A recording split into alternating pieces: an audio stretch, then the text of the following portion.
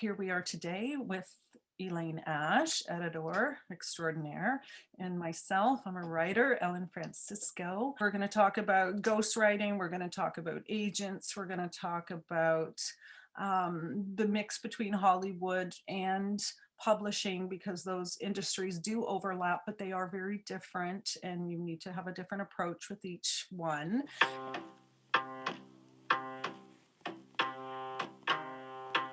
Did you ever have an agent? How did you manage to get away with not needing one, do you think?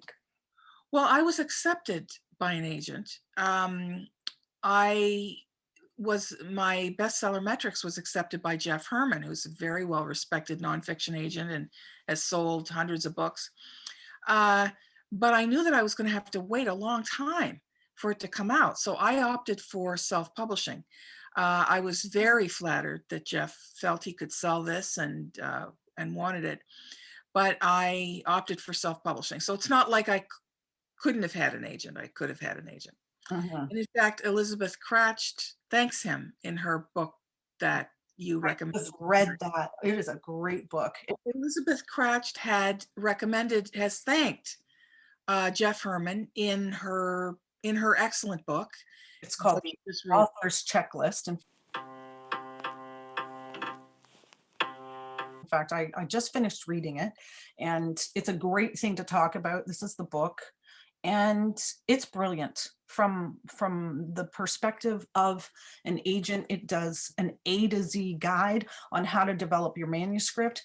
I learned so much from this book that I didn't already know, and it made me feel like I could try some good approaches.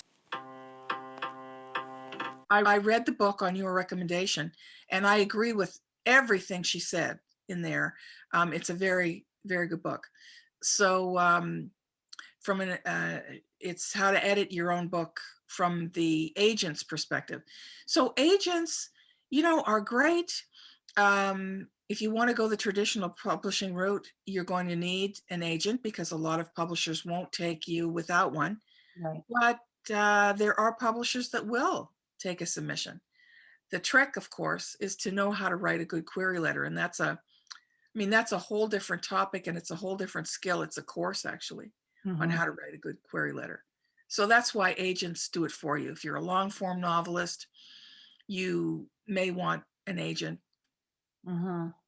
Yeah, and I know I know from my own experience too, like agents hate it when they get material that they don't cover, that they don't represent, so you really do have to do really good research on what does this agent want. There is no point in Right. wasting your time on a query letter for somebody that isn't going to do that. And you really do need to keep up with what did they just buy, who did they just sign, what just got sold, because they're not going to do two books exactly the same. Even if they think the first one is marketable, they're not going to jinx it by trying to like oversaturate the market by doing two similar material.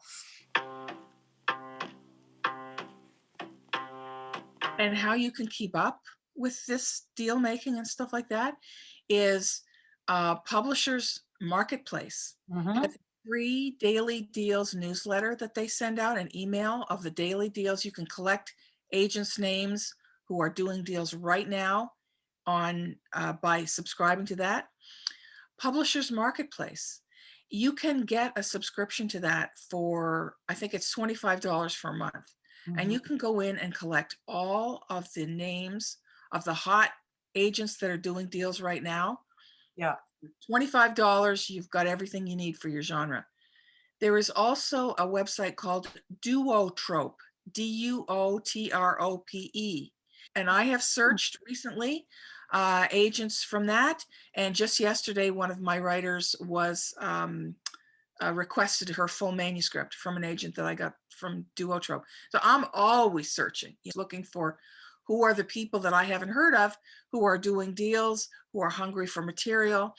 And there's of course the Writer's Marketplace guide, which has all of the Yes. established names, but there's a lot more people that are doing deals than are just listed in those Writer's Marketplace guides and in those literary agents guides. There's a whole world of people out there that have kept their names out of those guides because they don't want to be that well known for the 100 million people That's a good point. Yeah.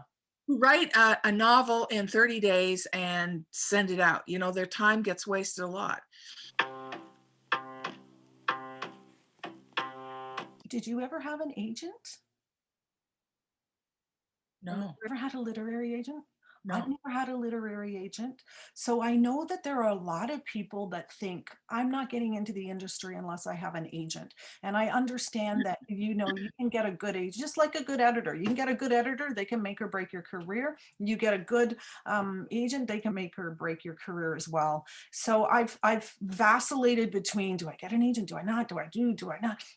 And it's, of course, you go to writers' conferences and you have to pitch your work, and even trying to get into the presence of an agent is really hard. So I don't know, like it's And 2 o'clock. this video and what we're talking about are for people that have been trying for a long time. And those are the people that I specialize in. And I like your approach to editing as well, because you're not just about, well, let me help you, let me take your money and help you edit your book and good luck to you, see you later. I mean, it is really clear that you care about the writers. You don't take on writers that you don't believe in, first of all. So if you happen to be an Elaine Ash client, you're already got something going for you that maybe you haven't recognized, so that's a really good thing, as well as you care about what happens next. And, you understand that how you write it and how you edit it has everything to do with how you're going to be marketing it and packaging it.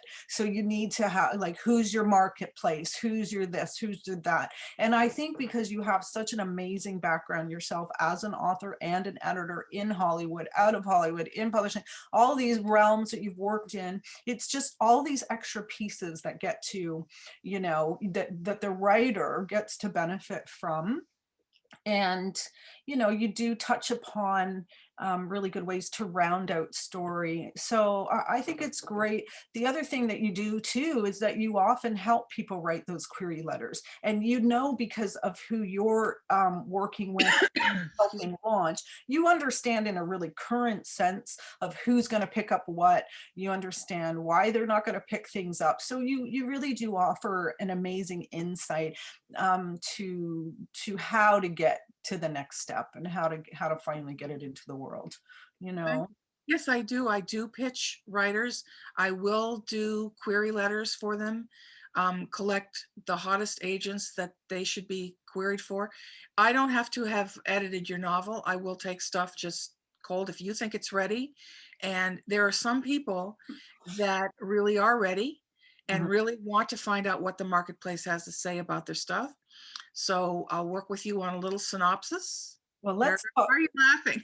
I'm laughing because you're like, if you think it's ready, but I was like, never trust an author to tell you their manuscript is ready. It's never ready. Even when it's ready, it's not ready. Okay. I've had something published. I would take tons of lines out of that. If I could redo some of Catastrophic right now, and if they let me, I would totally do it. So your book is never ready. Your Wasn't ready and you got a deal. I So know. I guess yeah, but I want to I want to look at the delusional side of the personality that all writers have, because we all have it. We think it's great. We think we're the best. I mean, we have some doubts, we have some insecurities, but we also have a lot of arrogance and we have a lot of, oh no, it has to be this way. It's got to be, there's no other way for this story to work. And it's like, and then Elaine comes along and she's like, oh, there's lots to do here. there are definitely the more newbie they are, the more they're liable to have that attitude. Most of the people that I see and they don't have that attitude. In fact, there is a flip side of that where it's never ready and it's never good enough. Ooh. And I disavow people from that. For example, my dear writer, Oxide, who we're working on his first novel now. It's the most brilliant idea I've heard in a long time for a fantasy novel. And he never stops copy editing himself. Oh. It just goes on and on forever until brilliant scenes that are just superb are starting to get diluted with unnecessary explanations and added this and added that. And I have to put my foot down saying, no, you got it right the first time. Really, you got it right the first time. And he trusts me now because we already have one book, 28 Minutes into the Future, a collection of his short stories that was picked up. I got him a deal in 2 weeks with the publisher. There you go. And he kept saying to me, I won't believe I have it until I have to hold the book in my hand. And he stuck to that. And finally, he held the book in his hand. And now he trusts. But back to the point was that there are many writers who have a confidence problem. It's never good enough. And there comes a time when it is good enough. It really is. So those are the people that I tend to work with more often than the people who don't think anything needs to be changed. Yeah, that's a good point. Well, that's good. At least you get to love your day, right? You get to love how you spend your day that way. So how does that contribute to your own desire for you, like getting your next book out? Because I know you spend a lot, like I know you well enough to know that you're a workhorse. You're up early, you barely like you're 3 hours behind me and you're often up before I am. So, I know your dedication. I see it's just amazing. So how do you fit in the time to do your own work, and what do you do to make sure that happens? I am really I mean, Ellen, you can't be looking at me for advice on this. The shoemaker's children go shoeless, right?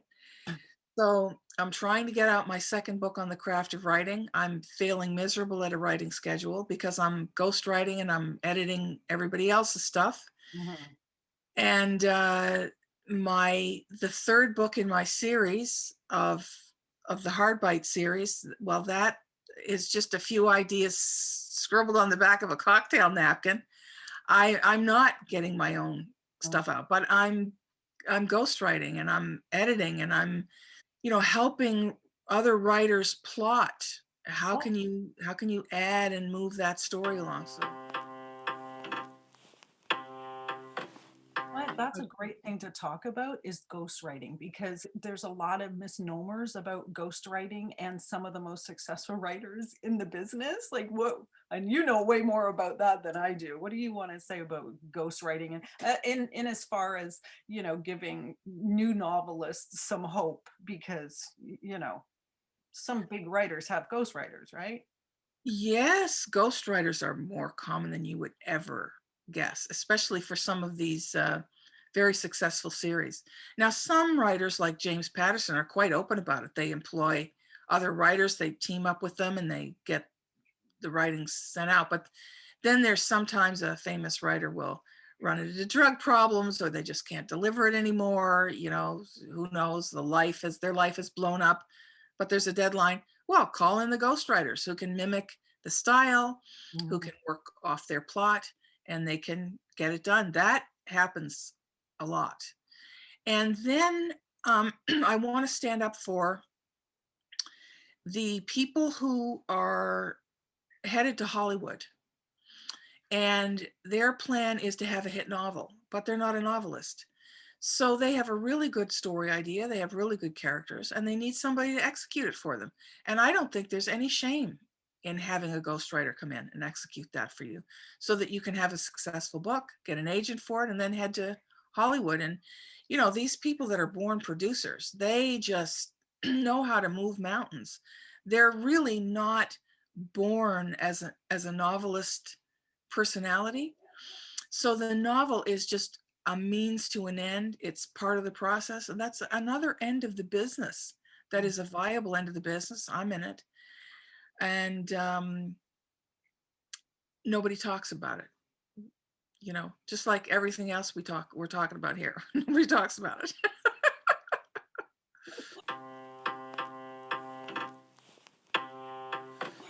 Yeah, I know. Oh, like somebody once asked me to edit something that they had done. It was already on Amazon. It was a mess. And they're like, hey, will you help me fix it out? And I did a really good job. Like I edited right through it and I was able to write them better than they wrote themselves. And that's how they responded to me. They said, oh my God, I don't know how you know me better than I know me, but thank you very much, you know? So there's a lot of power in being able to, you know, just like when I had to find, you know, Sydney's voice to write his fan mail responses to make it sound like they were coming from him personally. So would, I guess, a ghostwriter, right? Like you have to put your ego and your mentality and your personality aside, and you've just got to sort of get right into, you know, the voice of the work that you're, you know, ghosting. And Oh yes, you're in service to that person, and you're not there to serve your own ego, and that's why you're getting paid up front. And a ghostwriter is just a work for hire. You're just it's a contract that here's your money, thank you very much, goodbye, there's the door, and that's the deal, and that's just fine. I'm going to mention something about that in Elizabeth's book. And she mentions this case where they had two manuscripts side by side. They had the manuscript of somebody who had been a ghostwriter and they were breaking into their own novels and they were trying to get sold. As a ghostwriter, they had a track record that didn't stop, but they can't tell that, like they can't divulge. They've signed a contract of Right. So confidentiality. there's the anonymity and the confidentiality of those contracts. So here they're looking at two manuscripts. One's written by a nobody who's incredibly accomplished and somebody who has a little bit of a platform and has written one book. And both books are great. Both books, you know, they could tell were sold, but how did they decide which one they were going to do? They decided on the one that had a little bit more of a hold as themselves. So the ghostwriter was more accomplished but hadn't ever published anything in their own name before. So, you know, I think you need to They be have platform. right. So Okay. you have to be careful in how you know, if you want a writing career, great, go make some money as a ghostwriter, but make sure that you're also building your own name in ways that can help you establish yourself, if that's your ultimate goal. If you don't care, right? So that was another thing as far as just building platform and things like that. I thought was interesting. So until I guess next time, everyone, we're going to have a whole other list of topics we're going to talk about. Next time, we're going to talk about Ellen's experience working with the late, great Sidney Sheldon, one of the great novelists of all time. May he rest in peace now. And we're going to talk about my experience in Hollywood and when I worked with some of the greats like Terry Gilliam, Roland Joffe, Helena Bonham Carter, lots of famous people, and how I got my start writing about them. Thanks for watching. Thanks for watching. See you next time. I don't know if there's anything else we should say. Be really grateful if you shared our work. Thanks. Yeah. That was excellent. Okay. Yeah.